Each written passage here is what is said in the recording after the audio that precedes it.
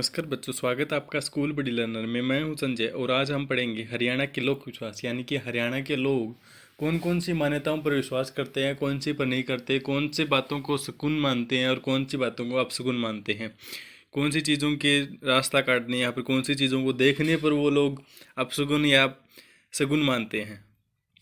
लोक विश्वास। लोक विश्वास क्या है? यानी कि लोगों द्वारा विश्वास की कौन सी चीज़ अपशगुन होती है और कौन सी चीज़ शुभ होती है। जैसे कि दूध पीकर घर से निकलना या किसी यात्रा पर निकलना शुभ कहलाता है, अशुभ होता है।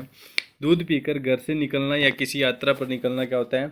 अशुभ होता है। दही और चीनी खाकर किसी यात्रा पर निकलना क्या होता है? शुभ होता है। घर से निकलते ही ईंधन लिए या खाली घड़ा लिए किसी स्त्री का मिलना अशुभ होता है, क्योंकि घर से ईंधन लिए यानी कि लकड़ी लिए या फिर गोसे लिए किसी महिला का मिलना क्या होता है? अपशगुन होता है। घर से निकलते ही छींक आना, किसी दूसरे के द्वारा टोके जाना अशुभ होता है। किसी किसी यात्रा पर घर से निकलते ही झाड़ू लगाना अशुभ होता है, क्योंकि किसी व्यक्ति द्वारा घर से निकलते ही पीछे से झाड़ू लगाना अशुभ माना जाता है। घर से निकलते ही सन्यासी का मिलना, यानी कि घर से निकलता ही सन्यासी व्यक्ति है जो मिल जाता है। विधवा स्त्री का मिलना, बिल्ली का रास्ता काटना, सुनार का मिलना, कान फड़फड़ाते कुत्ते का मिलना, यानी कान हिलाते कुत्ते का मिलना, दोनों कान हिलाते हुए कुत्ते का मिलना क्या होता है? अशुभ माना जाता है। शनिवार के दिन बहू को मायके भेजना, यानी कि शनिवार के दिन बहू होती है उसको है ना सास जो होती है उसकी वो मायके नहीं भेजती। शनिवार के दिन लोहे की वस्तुएं खरीदनी, यानी कि लोहे की वस्तुएं है ना शनिवार के दिन नहीं खरीदनी चाहिए, शुभ माना जाता है हरियाणा के लोगों के द्वारा। माताएं अपने बच्चों को नज़रों से बचाने के लिए कान के नीचे काला टीका लगाती है। पशुओं के बच्चों को नज़रों से बचाने के लिए उनके पैरों में नीले रंग का धागा बांधा जाता है। यानी कि हरियाणा में क्या करते हैं लोग अपने पशुओं को नज़रों से बचाने के लिए, यानी जो कटड़ा होता है या फिर बछड़ा या फिर बच्ची होती है या फिर कटड़ा या फिर कट्टी होती है, उसको नज़रों से बचाने के, लोगों की नज़रों से बचाने के लिए क्या करते हैं? नीले रंग का धागा बांधा जाता है। बृहस्पतिवार के दिन पुरुष लोग अपने बाल नहीं कटवाते, यानी कि कटिंग और दाढ़ी नहीं करवाते।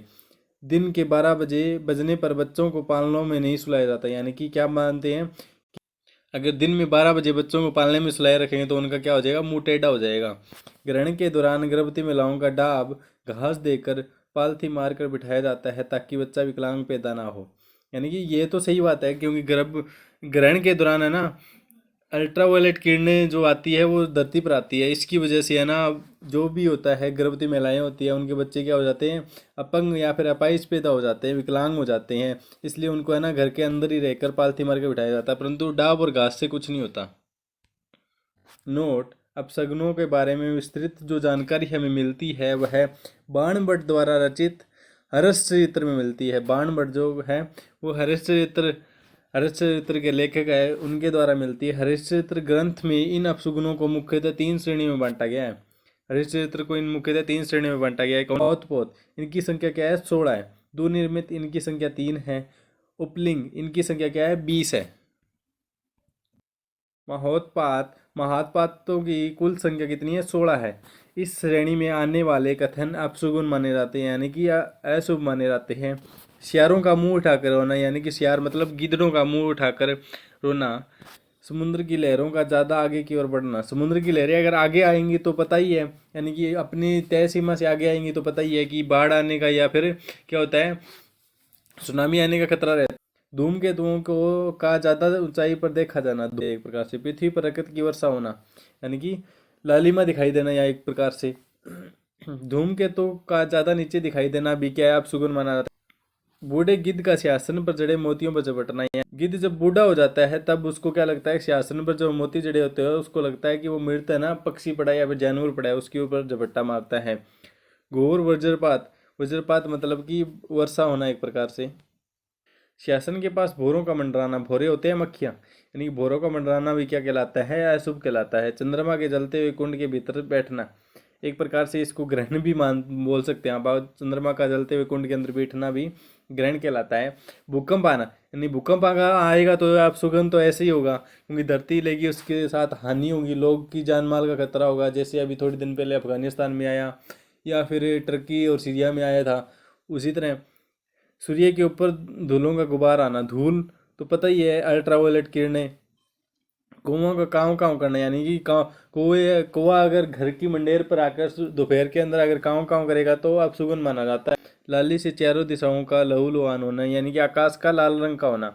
सूर्यमंडल की कमत दिखाई देना। कमत क्या होता है? सूर्यमंडल यानी कि सूर्य के ऊपर ब्लैक डॉट्स दिखाई देना, धब्बे दिखाई देना। प्रतिमाओं के केसों का धुंधलाना। प्रतिमाएं क्या आती है? फोटो के केसों का धुंधलाना, यानी कि फोटो अगर धुंधले दिखाई दे, उनके केस धुंधले दिखाई दे, क्या होता है? शुभ माना जाता है। दिशाओं का काले काले बादलों से ओझल हो जाना। दिशाओं का काले काले बादल यानी काली घटा छा जाना, इसका अभिप्राय यह भी हो सकता है, यानी कि वर्षा आने का संकेत, या फिर चारों तरफ से ऐसे लगता हो कि काले बादल आए हुए हैं, तो ऐसे लगता है कि बाहर नहीं जाना चाहिए, और ये अशुभ माना जाता है। दुनिर्मित, इसकी संख्या कितनी बताई है? हरीश क्षेत्र में 3 बताई गई है। हिरण का बाईं तरफ से निकलना भी अपशगुन माना जाता है। कुओं का सूखे पेड़ पर बैठकर सूर्य की तरफ मुंह करके काँव काँव करना भी क्या बदला जाता है? अपशगुन माना जाता है, अशुभ माना जाता है। मेले कुचले कपड़े पहना साधु जिसके हाथों में मोर छड़ लिए सामने आना, यानी कि सामने से आ जाता है तो वह क्या माना जाता है? अपशगुन माना जाता है। उपलिंग, इसकी संख्या सबसे ज़्यादा 20 बताई गई है। उपलिंगों में हर्षवर्धन के दुश्मनों की आंखों के सामने घटित घटनाओं का उल्लेख किया गया है। रास्ते में नंगी स्त्री का घूमते देखे जाना।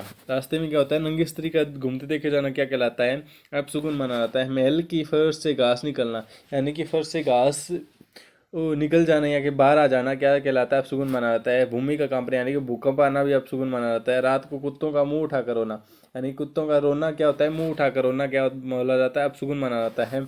मधुमक्खियों का छत्ते को छोड़कर घर में आना, यानी मधुमक्खियां जब छत्ते को छोड़कर किसी के घर में आ जाती है छत्ता ना बनाकर, क्या बोल माना जाता है? अपशगुन माना जाता है। योद्धाओं का दर्पण में सिर धड़ से अलग दिखाई देना, यानी कि योद्धा जो होते हैं उनका दर्पण में अगर सिर धड़ से अलग दिखाई देता है तो वैसे भी उनका क्या है? प्राच्य सुनिश्चित हो जाती है, इसलिए क्या माना जाता है? अपशगुन माना जाता है। शकुन, शुभ, यानी कि शुभ चीजें जो क्या है? नीलकंठ के दर्शन। नीलकंठ क्या होता है? नीले कंठ का एक पक्षी होता है जिसका कंठ नीला हो, उसके दर्शन हो जाते हैं ना, तो शुभ माना जाता है, अच्छा माना जाता है। दशहरे के दिन प्रातः सुबह नीलकंठ पक्षी दिखाई देने से सभी पापों से मुक्ति मिल जाती है। कहने से अभिप्राय यह है कि अगर नीलकंठ पक्षी सुबह दिखाई दे दे दशहरे के दिन तो सभी पापों से मुक्ति मिल जाती है, अच्छा माना जाता है। बिल्ली का मुंह धोना प्रातः, यानी कि बिल्ली का मुंह धोते हुए अगर अगर बिल्ली सुबह सुबह दिखाई दे दे तो ऐसी घटना में घर में किसी प्रिय मेहमान आने का संकेत होता है। यानी कि बिल्ली अगर मुंह धोती हुई सुबह दिखाई दे दे तो क्या होता है? प्रिय मेहमान आने का संकेत होता है। पानी भरा घड़ा, यानी कि पनिहारी का घर से निकलते ही पानी भरा घड़ा मिलना शुभ होता है, यानी कि अगर पनिहारी अगर कहीं से पानी का घड़ा लेके आ रही है और आप घर से बाहर निकलते हैं और वो तुम्हें दिख जाए तो वह क्या माना जाता है? शुभ माना जाता है। और पानी का खाली घड़ा क्या माना जाता है? शुभ माना जाता है। चिड़िया का रेत में नहाना, यानी कि चिड़िया का रेत में नहाना क्या माना जाता है? शुभ माना जाता है, वर्षा आने का संकेत माना जाता है। हथेली का खुजाना, यानी कि हथेली जब खुजाती है तो वैसे ही बोलते हैं कि पैसे आने वाले हैं। पुरुषों की दाई और महिलाओं की बाई क्या कहलाती है? धन प्राप्ति का संकेत कहलाती है।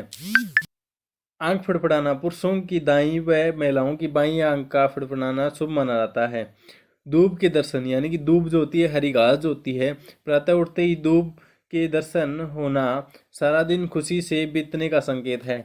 धूप के दर्शन होने से क्या हो जाता है? सुबह सुबह सारा दिन खुशी का संकेत माना जाता है, खुशी से बीतेगा। चांदी का सिक्का व दही के सुबह सुबह दर्शन हो जाता है, शुभ माना जाता है।